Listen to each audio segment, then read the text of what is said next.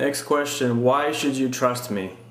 Well, that's kind of an awkward position to put myself in.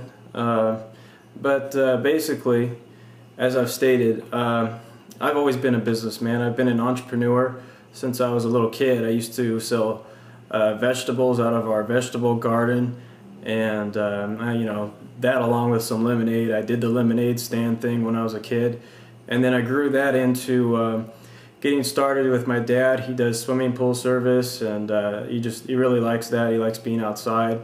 So I got into that. I worked with him during the summers, and but that was a lot of work. That was hard. That was rough. And I did that actually for 10 years, and I had some other little businesses. I did Excel telecommunications for a while, which is an MLM program. Didn't do anything but lose money with that program. Then I got started with I sold the pool service business actually, and I was going to start a new business with a friend of mine.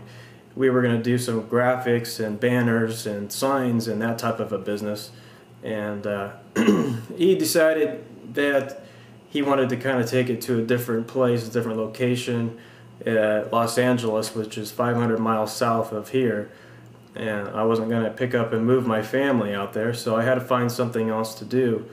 And so that's how I got into the daycare center. Is because a lot of people ask me, how did you get into a daycare center? That's such a different thing especially for like a guy to do, And surprisingly, I know several other guy owners of daycare centers now that I've been in the industry and stuff. But I got started with it because I wanted to buy a business that was already existing. So I started looking on websites, looking for businesses for sale.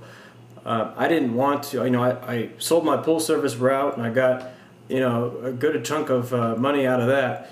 And so I had some money to put into something else, but I didn't want to do a startup. I was kind of worried about doing a franchise. And I've heard that it takes a lot of money to actually start making, or a lot of time rather, to start making some money out of those things. And so I started looking for something else. I was tired of working hard. When I did the pool service business, I was working 6 days a week, long days, 8 to 10 hours a day, and a lot of that is physical. So I was just physically tired of working, and I wanted something that was going to be easier. So I actually started calling around some brokers and was looking at some restaurants. And the guy I talked to, he said, "Have you ever ran a restaurant or even worked at a restaurant?" And I said, "No, I don't have any restaurant activity, like background or anything like that." And he kind of laughed at me, and he said, you do not want to get into the restaurant industry." He says, "It's very tough. You'll be there 14 hours a day working on this thing." And I said, "Wow, that's definitely not what I want. I'm trying to get away from that." And so he said, "Well, I just had this daycare center pop up. Would you like to take a look at that?" I said, "No, I don't think so." And this was in 2003, around March, just when the war had started, and things were kind of iffy with everybody. There wasn't a whole lot of businesses for sale at that point. And so I ended up calling the guy back, and I said, "I think I'll check into that thing again," because it was advertised as semi-absentee, meaning that I only had to be there a couple hours or a few hours a day. So that sounded very attractive to me. I didn't want to put a lot of time into something again. So if it's being run successfully since 1962 and being run semi-absentee, that sounded okay. Maybe I could deal with these kids.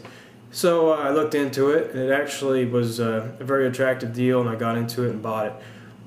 So I've run a daycare center, a preschool center for kids ages 2 to 12. We do before and after school for the older kids. And I've done that now for 4 years. And in order to get into one of these type of preschools or daycares, or to be an owner or even work there, you have to go through a very stringent background check through FBI, Department of Justice, Child Abuse Index. There's a handful of them. And anything that pops up, if you stole makeup when you're 18 years old, you're not going to be able to work at a daycare facility. If you have unpaid tickets, parking tickets, or even a moving violation, you're not going to be able to work at a daycare facility here in California. So, I passed, no problems. I've never had any situations like that. I've been way too busy becoming an entrepreneur, so that was something I didn't have to worry about. So I've done that, as I said, for 4 years now, and it's been one of the hardest things I've ever done. Working with employees and staff and teachers, and I have 7 staff members at any given time, and it's really been difficult. So back to the question, I guess I'm kind of getting off base here, but I'm kind of trying to give you some background, why you should trust me. I've been around, I know what works, I know what doesn't work. I started getting into internet businesses 3 years ago. Started with my first direct sales business, doing cold calls, a lot of telephoning, a lot of follow-up, and it was hard, really hard work. And I thought, wow, is this the best system that's out there? I mean, come on, it's got to be something better than this. So I started looking around more and more, and I spent a lot of time on the internet and looking at magazine ads and this and that, and just seeing what's out there. And I ended up coming across business after business after business, and some of them I made a really good amount of money in. Other ones I didn't make any money at. So I started to kind of learn what business systems and business models work and which ones do not. So I've made a lot of money, but I've also spent a lot of money on business opportunities. So like I said, I know which ones and which models work. So I found Passport to Wealth, and as soon as I saw it, it's just not me. It's a lot of people that I've worked with before in this other business I was in. They all moved into this Passport to Wealth system. All the top earners, all the big guys, and you're going to hear of them later. But all the top income earners have moved into Passport to Wealth because it's a proven system. And it's affordable for people to get into. That was one of the problems with the other business that we were doing. It was very costly to get started. You're looking at $4 to $5 grand to get going on that thing. This one, you're in for $1,000, and you got yourself an awesome system.